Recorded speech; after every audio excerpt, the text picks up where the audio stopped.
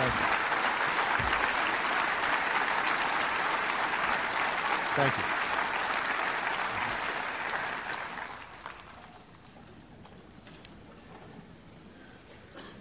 Thank you, Governor. To all the families, first responders, to the community of Newtown, clergy, guests. Scripture tells us, do not lose heart. Though outwardly we are wasting away, inwardly we are being renewed day by day. For our light and momentary troubles are achieving for us an eternal glory that far outweighs them all. So we fix our eyes not on what is seen, but on what is unseen. Since what is seen is temporary, but what is unseen is eternal. For we know that if the earthly tent we live in is destroyed, we have a building from God, an eternal house in heaven, not built by human hands. We gather here in memory of 20 beautiful children and 6 remarkable adults. They lost their lives in a school. They could have been any school, in a quiet town full of good and decent people. They could be any town in America. Here in Newtown, I come to offer the love and prayers of a nation. I am very mindful that mere words cannot match the depths of your sorrow, nor can they heal your wounded hearts. I can only hope it helps for you to know that you're not alone in your grief, that our world too has been torn apart, that all across this land of ours we have wept with you. We've pulled our children tight. And you must know that whatever measure of comfort we can provide, we will provide. Whatever portion of sadness that we can share with you to ease this heavy load, we will gladly bear it. Newtown, you are not alone. As these difficult days have unfolded, you've also inspired us with stories of strength and resolve and sacrifice. We know that when danger arrived in the halls of Sandy Hook Elementary, the school's staff did not flinch. They did not hesitate. Don Hochsprung and Mary Sherlack, Vicki Soto, Lauren Russo, Rachel Davino, and Anne Marie Murphy. They responded as we all hope we might respond in such terrifying circumstances, with courage and with love, giving their lives to protect the children in their care. We know that there were other teachers who barricaded themselves inside classrooms and kept steady through it all, and reassured their students by saying, "Wait for the good guys. They're coming. Show me your smile." And we know that good guys came. The first responders who raced to the scene, helping to guide those in harm's way to safety and comfort those in need, holding at bay their own shock and their own trauma, because they had a job to do, and others needed them more. And then there were the scenes of the school children helping one another, holding each other, dutifully following instructions in the way that young children sometimes do. One child even trying to encourage a grown-up by saying, "I know karate, so it's okay, I'll lead the way out."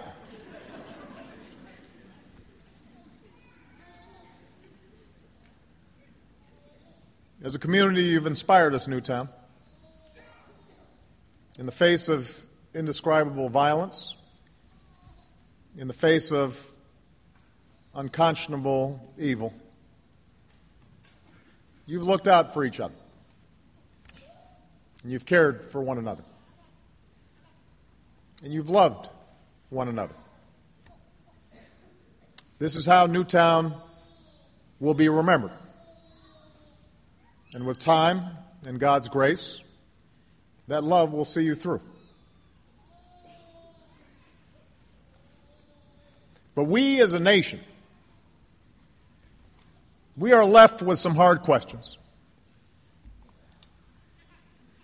You know, someone once described the joy and anxiety of parenthood as the equivalent of having your heart outside of your body all the time, walking around. With their very first cry, this most precious, vital part of ourselves, our child, is suddenly exposed to the world. It's a possible mishap or malice. And every parent knows there's nothing we will not do to shield our children from harm. And yet we also know that with that child's very first step, and each step after that, they're separating from us. That we can't always be there for them. They'll suffer sickness and setbacks and broken hearts and disappointments. And we learn that our most important job is to give them what they need to become self-reliant and capable and resilient, ready to face the world without fear. And we know we can't do this by ourselves. It comes as a shock at a certain point where you realize no matter how much you love these kids, you can't do it by yourself. That this job of keeping our children safe and teaching them well is something we can only do together, with the help of friends and neighbors, the help of a community, and the help of a nation. And in that way, we come to realize that we bear a responsibility for every child, because we're counting on everybody else to help look after ours. That we're all parents. That they're all our children. This is our first task, caring for our children. It's our first job. If we don't get that right, we don't get anything right. That's how, as a society, we will be judged. And by that measure, can we truly say, as a nation, that we're meeting our obligations? Can we honestly say that we're doing enough to keep our children, all of them, safe from harm? Can we claim as a nation that we're all together there, letting them know that they're loved and teaching them to love in return? Can we say that we're truly doing enough to give all the children of this country the chance they deserve to live out their lives in happiness and with purpose? I've been reflecting on this the last few days, and if we're honest with ourselves, the answer is no. We're not doing enough, and we will have to change. Since I've been president, this is the fourth time we have come together to comfort a grieving community torn apart by mass shootings. Fourth time we've hugged survivors. The fourth time we've consoled the families of victims. And in between, there have been an endless series of deadly shootings across the country, almost daily reports of victims, many of them children, in small towns and in big cities all across America. Victims whose, much of the time, their only fault was being in the wrong place at the wrong time. We can't tolerate this anymore. These tragedies must end. And to end them, we must change. We will be told that the causes of such violence are complex, and that is true.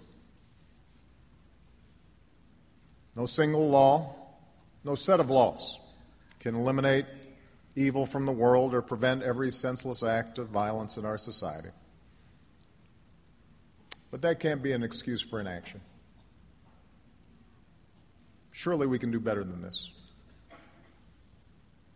If there's even one step we can take to save another child, or another parent, or another town from the grief that's visited Tucson and Aurora and Oak Creek and Newtown, and communities from Columbine to Blacksburg before that, then surely we have an obligation to try. In the coming weeks, I'll use whatever power this office holds to engage my fellow citizens, from law enforcement to mental health professionals to parents and educators, in an effort aimed at preventing more tragedies like this. Because what choice do we have? We can't accept events like this as routine. Are we really prepared to say that we're powerless in the face of such carnage? That the politics are too hard? Are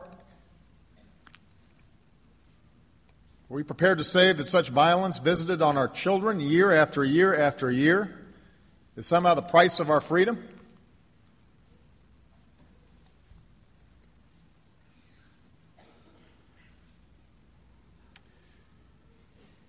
You know, all the world's religions, so many of them represented here today, start with a simple question. Why are we here? What gives our life meaning? What gives our acts purpose? We know our time on this earth is fleeting. We know that we will each have our share of pleasure and pain, that even after we chase after some earthly goal, whether it's wealth or power or fame or just simple comfort, we will in some fashion fall short of what we had hoped. We know that no matter how good our intentions, we'll all stumble sometimes in some way. We'll make mistakes. We'll experience hardships. And even when we're trying to do the right thing, we know that much of our time will be spent groping through the darkness, so often unable to discern God's heavenly plans. There's only one thing we can be sure of, and that is the love that we have for our children, for our families, for each other. The warmth of a small child's embrace. That is true. The memories we have of them, the joy that they bring, the wonder we see through their eyes, that fierce and boundless love we feel for them, a love that takes us out of ourselves and binds us to something larger. We know that's what matters. We know we're always doing right when we're taking care of them, when we're teaching them well, when we're showing acts of kindness. We don't go wrong when we do that. That's what we can be sure of.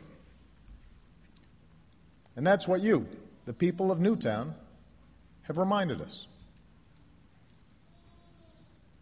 That's how you've inspired us. You remind us what matters.